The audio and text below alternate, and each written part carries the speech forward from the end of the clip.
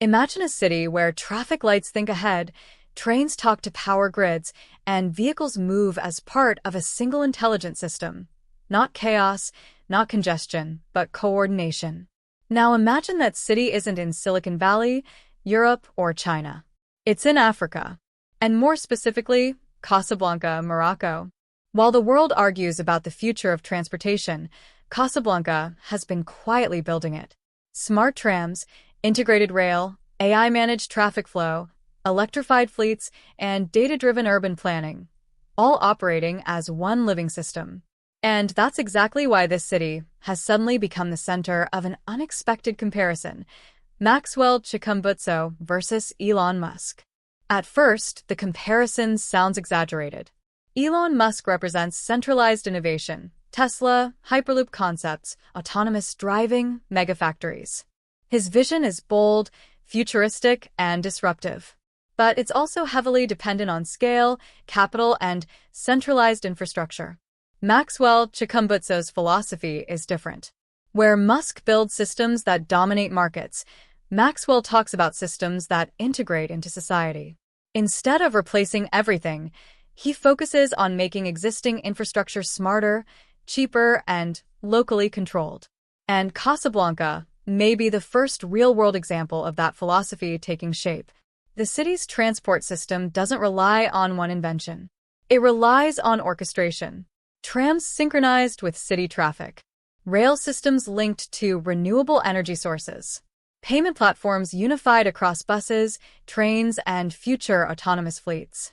Sensors feeding real-time data into traffic management hubs that adjust routes before congestion even forms. This isn't flashy tech. It's quiet efficiency. And that's what makes it dangerous to legacy thinking.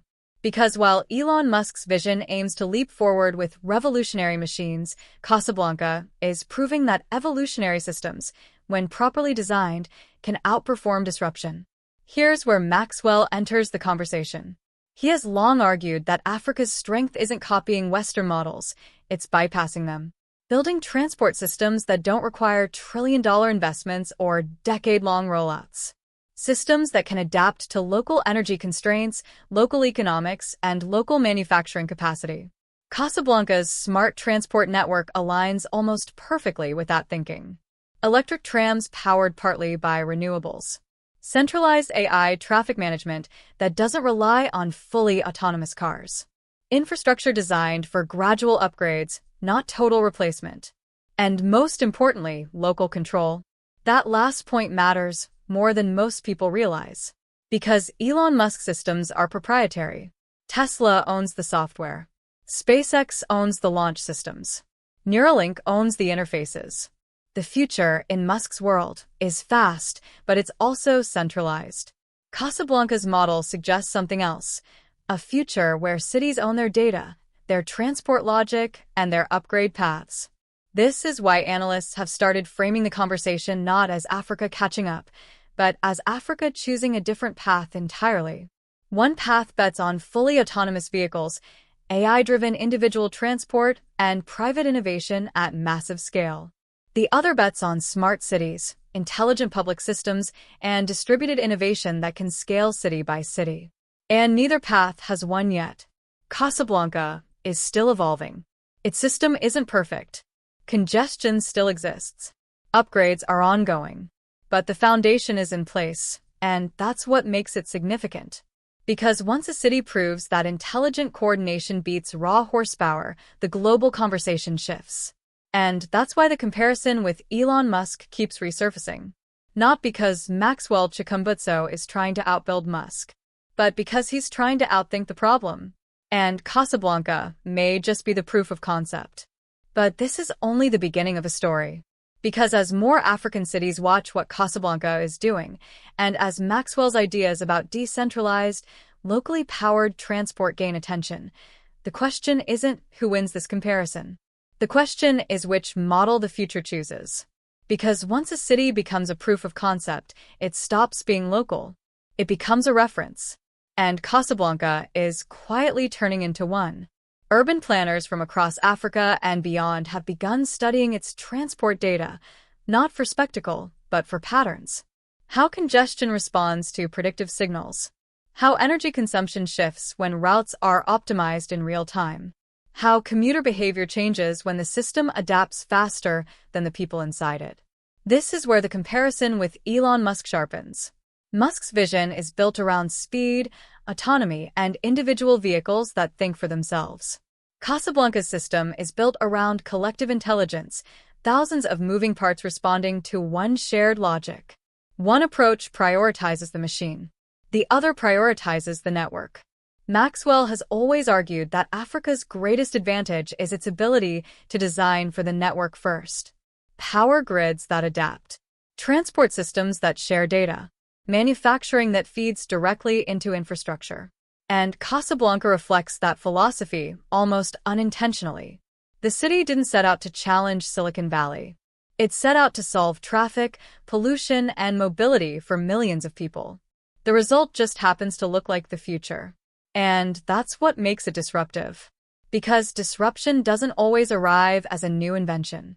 Sometimes it arrives as coordination done better than anyone else. As the system evolves, subtle upgrades begin layering in. Smarter signaling, AI-driven route prediction, charging infrastructure that anticipates demand instead of reacting to it, transport nodes that double as data hubs, feeding insights back into the system. These are the kinds of features that don't make headlines, but they change outcomes. And then there's energy. Casablanca's transport network isn't just smart in how it moves people. It's smart in how it consumes power. Trams aligned with renewable supply cycles. Energy storage used to smooth peak demand. Systems designed to degrade gracefully instead of failing catastrophically. This is where Maxwell's thinking overlaps most directly. He has repeatedly emphasized energy independence as the foundation of any smart transport system. Without it, autonomy becomes fragile. With it, systems become resilient. Elon Musk solves this with batteries and scale. Gigafactories. Vertical integration. Massive capital deployment. Casablanca solves it with integration and efficiency. Less dependence. More balance. Two very different philosophies. And the world is watching which one bends more easily to reality. Because cities aren't laboratories. They're messy, unpredictable human systems. They break rules. They resist upgrades. They expose weaknesses fast. Casablanca's system has survived that reality, not perfectly, but adaptively. And that's what makes it credible. As Maxwell's ideas continue circulating through policy discussions, innovation forums, and infrastructure planning sessions, something becomes clear. This isn't about personalities. It's about models.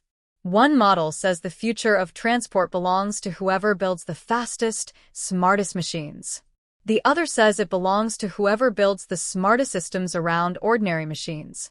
Casablanca has placed its bet. And as other African cities began exploring similar approaches, from integrated transit corridors to AI-managed logistics routes, the comparison between Maxwell and Musk stops being theoretical. It becomes practical.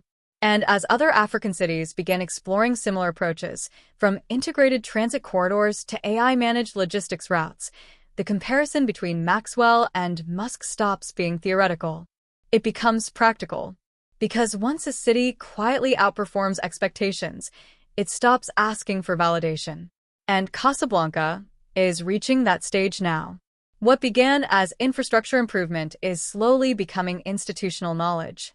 City planners no longer debate whether intelligent transport works. They debate how far to push it.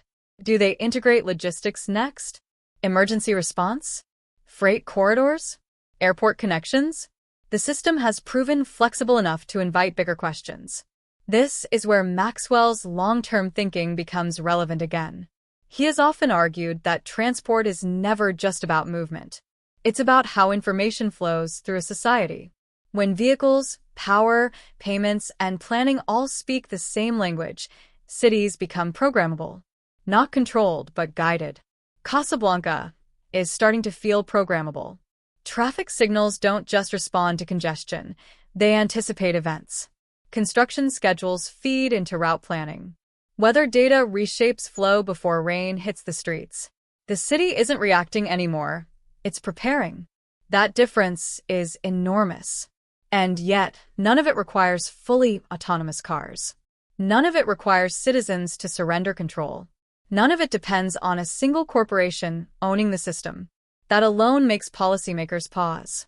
Because it suggests a future where intelligence doesn't belong to the vehicle, it belongs to the city. Elon Musk's approach flips that logic. Smart vehicles first. Smart cities later.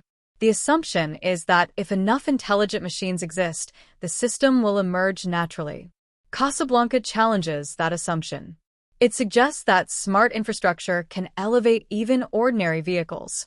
That coordination beats individual brilliance. That cities don't need to wait for the perfect car to build a perfect flow. This is why the comparison between Maxwell and Musk refuses to disappear. It isn't personal. It's philosophical. Two visions. Two timelines. Two ideas of where intelligence should live. And neither has reached its endpoint. What's undeniable is this. Casablanca's approach lowers the barrier to entry. Other cities don't need trillion-dollar factories or proprietary fleets. They need data integration, governance alignment, and patience. That's replicable, which is why delegations keep visiting. Not with cameras, with notebooks. As these ideas circulate, the story grows beyond Casablanca. It becomes about how emerging cities can leapfrog without leaping blindly, how they can modernize without locking themselves into someone else's ecosystem. Maxwell's influence here isn't in code or hardware. It's in framing the problem differently. Not, how do we invent the future? But, how do we make the present smarter? And as that framing spreads, the competition shifts. It's no longer Africa versus Silicon Valley. It's coordination versus disruption. Integration versus domination. Casablanca didn't set out to make that argument. It simply built a system that works. And systems that work tend to speak louder than vision statements ever could. The longer this system runs, the harder it becomes to dismiss. And as the city keeps moving, something unexpected begins to happen beyond its borders. The conversation around smart transport starts to fragment. No longer one future, but several. No longer one dominant model, but competing philosophies shaped by local reality. Casablanca becomes a case study not because it's perfect, but because it's adaptable. Urban researchers begin referencing it when discussing mid-scale cities, places too large for experimental pilots, too complex for copy-paste solutions. Casablanca sits in that uncomfortable middle, and yet its system holds. That resilience becomes its quiet selling point. This is where Maxwell's thinking continues to resonate. He has always warned against importing solutions without context. Technology, he argues, must bend to geography, culture, and economics, not the other way around. Casablanca's transport network reflects that belief. It doesn't erase the city's complexity. It works with it. Contrast that with the hyper-optimized visions often associated with Elon Musk. Perfect lanes. Perfect sensors. Perfect behavior. When it works, it's astonishing. When it doesn't, the system struggles. Casablanca doesn't aim for perfection. It aims for forgiveness. If one sensor fails, the system adapts. If one route jams, flow redistributes.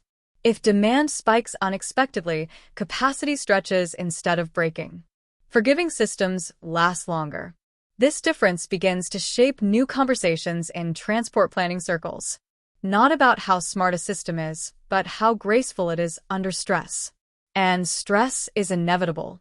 Population growth, climate pressure, energy fluctuation, political change. Cities absorb all of it. Any transport system that can't bend will eventually snap. Casablanca bends. Which raises a deeper question. What if the future doesn't belong to the most advanced technology, but to the most resilient one? That question sits uncomfortably in rooms filled with investors and futurists. Because resilience doesn't always maximize short-term returns. It maximizes survival. Maxwell's influence here is subtle but persistent. Not through announcements or launches, but through reframing success. A system that quietly improves quality of life may matter more than one that grabs headlines. As these ideas spread, Younger planners and engineers begin advocating for coordination-first designs in cities far from Morocco. They reference Casablanca not as a blueprint, but as proof that alternative futures are viable. And once alternative futures feel viable, dominance becomes negotiable.